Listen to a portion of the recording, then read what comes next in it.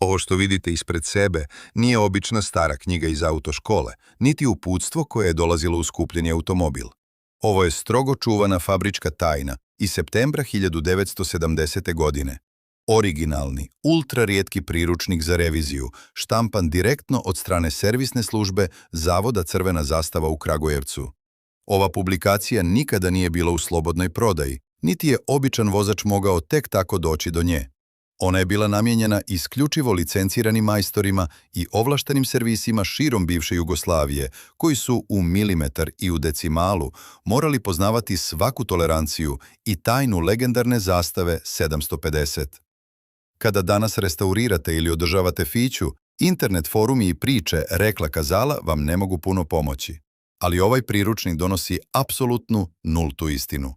Na samom početku, fabrika je čak ubacila i poseban list sa naknadnim ispravkama grešaka koje su se potkrale tokom samog štampanja, što samo dokazuje koliko je sve moralo biti rigorozno i tačno.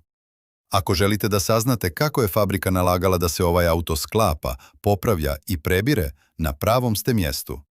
Okrećemo prve stranice i ulazimo u samu srž. Pogled na zvanični sadržaj nam otkriva 11 detaljnih poglavlja, koja pokrivaju apsolutno sve, od mehanike do geometrije karoserije.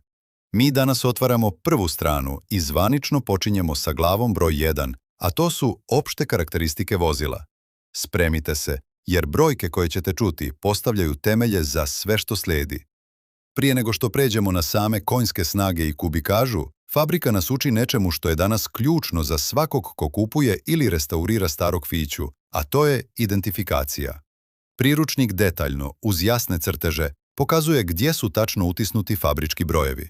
Broj motora ćete naći na zadnjoj strani bloka cilindara, odmah iznad razvodnika paljenja. Sa druge strane, broj šasije je utisnut na lijevoj strani pregradnog zida motornog prostora, odmah pored legendarne aluminijumske pločice na kojoj ponosno stoji natpis Made in Jugoslavia. Ako brojevi nisu na ovim tačnim mjestima ili se ne poklapaju sa papirima, u ozbiljnom ste problemu. Tek nakon provjere ovih oznaka, priručnik nas uvodi u suve tehničke podatke i ono što sve najviše zanima, srce ove mašine. U pitanju je dobro poznati četvorocilindrični motor, tip 100D000, sa ukupnom zapreminom od skromnih 767 kubika.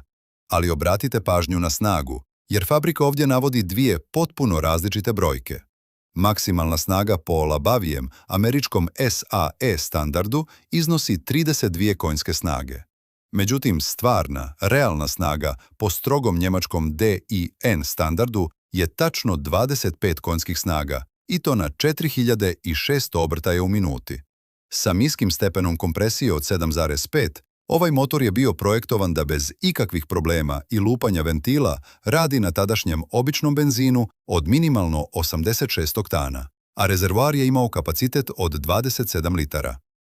Odmah ispod podataka o motoru, priručnik nam otkriva dimenzije i težinu ove legende.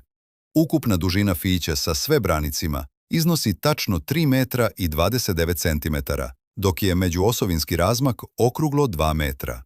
Nevjerovatno je kako su inženjeri uspjeli u tako mali prostor spakovati kompletan funkcionalan auto za 4 osobe.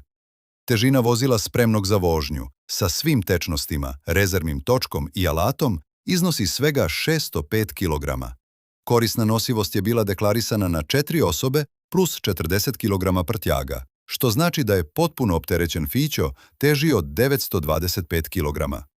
Fabrika je navela i maksimalne brzine za svaki stepen prenosa. Prva brzina ide do 22 na sat, druga do 40, treća do 65, dok bi u četvrtoj brzini zastava 750 dostigla svojih maksimalnih 110 km na sat, uz prosječnu potrošnju od 6,7 litara na 100 km. Ovim brojkama završavamo prvo poglavlje i uvodni dio naše fabričke vremenske kapsule. Temelji su postavljeni, a u sljedećoj epizodi prelazimo na ono najvažnije i otvaramo legendarnu glavu broj 2. Detaljno ćemo listati stranice rezervisane isključivo za motor, gdje ćemo vidjeti fabričke zazore klipova, tolerancije radilice, uglove ventila i sve tajne koje su majstori morali poštovati pri generalnoj popravci. Zapratite kanal da ne propustite nastavak. Ostavite komentar ako je vaša porodica vozila Fiću i vidimo se u sljedećem klipu.